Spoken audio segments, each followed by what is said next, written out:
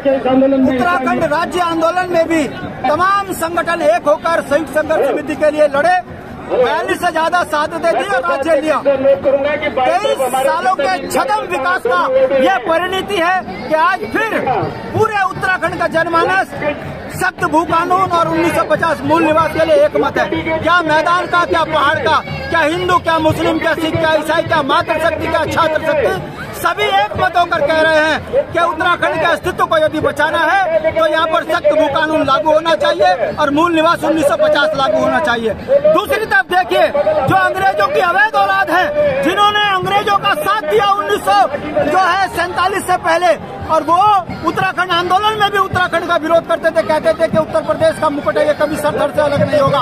और आज देखिए, पूरा उत्तराखंड का जनमानस अपने नौनिहाल बच्चों के भविष्य के लिए, राज्य के भविष्य के लिए एक मत होकर सख्त भू कानून और मूल निवास की बात कर रहा है। और ये दोगले जो यहाँ पर मोदी के नाम से राज्य विरोधी लोगों को इकट्ठा कर एक संदेश दे रहे हैं कि यदि पहाड़ी एक हो गया तो फिर ये जो दिल्ली वाले दल है, इन्हें लूट का मौका नहीं मिलेगा। तो आप समझ लीजिए, राज्य आंदोलन को कमजोर करने वाली भाजपा आज मोदी के नाम से यहाँ इकट्ठा कर रही है। ये तय करेगा कि ये उत्तराखंड के मूल निवासियों के अधिकारों के साथ है या फिर वो जयचंद जो आज राज्य आंदोलन से लेकर देश के आंदोलन को कुचलने में इसी तरह का दोहरा चरित्र दिखाते थे। जनता समझ रही है, ये नागपुरी संतरे उत्तराखंड को लूटने की जो मंशा बनाए हैं, इसको हम कुचलेंगे। हम धरती पुत्रों की पार्टी हैं, हम धरती पुत्रों के अधिकारों की लड़ाई लड़ रहे हैं। इसीलिए इस आंदोलन में मैदान से लेकर पहाड़ तक, गांव से लेकर शहर तक का तमाम जनमानस यहाँ उतरा है। और नौजवानों की भीड़, युवाओं की भीड़ ये बताती है कि वो उत्तराखंड के अस्तित्व को बचाने के लिए इस मुहिम में बढ़ चढ़कर भाग ले रहे हैं। दुख की बात यह है, पहले भी पुलिस के माध्यम से आंदोलनों को कुचला गया और आज भी पुलिस ने जो है पहाड़ के लोगों को जो है बॉर्डरों में रोका हुआ है, वो यहाँ नहीं पहुँचे हैं। इसके बावजूद भी हजारों लोगों की भीड़ ये बताती है कि सब अपने अधिकारों के लिए जाग चुके हैं। अच्छा भाई साहब, जिस दिन राज्य आंदोलनकारियों की रैली थी, उसी दिन यहाँ पर मोदी है ना की रैली भी आयोजित की गई। क्या लगता है आपको, सरकार की तरफ से क्यों ये कदम उठाया गया?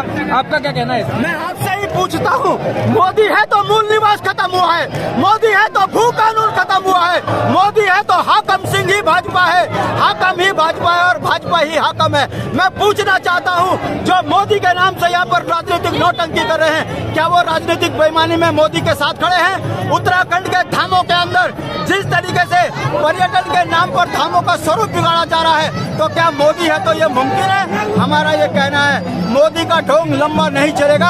आपको बताना पड़ेगा किसके आदेश पर मूल निवास खत्म किया, कौन वो लोग हैं जिन्होंने उत्तराखंड के संविधान के साथ मजाक बनाया है। और भारतीय जनता पार्टी की राजनीतिक औकात है तो उनके ऊपर मुकदमे दर्ज करें, जिन्होंने संविधान का मखौल उड़ाकर यहाँ के मूल निवासियों के अधिकारों पर डाका डाला है। जमीनी हकीकत ये है, ये नारंगी ये उत्तराखंड से लेकर देश को लूट रहे हैं। जनता समझ रही है, इन्होंने हमारे धार्मिक स्थलों पर चोट मारी है, इन्होंने पर्यटन के नाम पर उत्तराखंड का स्वरूप बिगाड़ा है, विकास के नाम पर घोटाले किए हैं। ये 40% के कमीशन खोर इतने डरे हुए हैं कि आज हमारे आंदोलन को कुचलने के लिए मोदी के नाम से जनता को भ्रमित कर रहे हैं। ये लंबे समय तक नहीं चलेगा और उत्तराखंड ये जाग चुकी है। भाजपा कांग्रेस को सबक सिखाएंगे आने वाले समय में।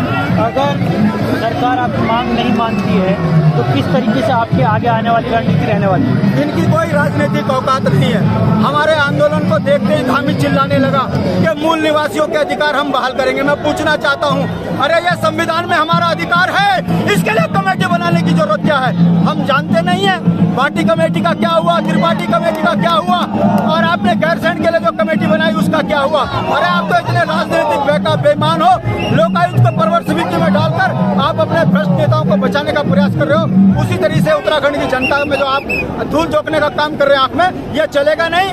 धामी नंगा हो चुका है, धामी पता चल चुका है लोगों को कि यह दिल्ली वाले दलालों के दबाव में उत्तराखंड खत्म कर रहा है।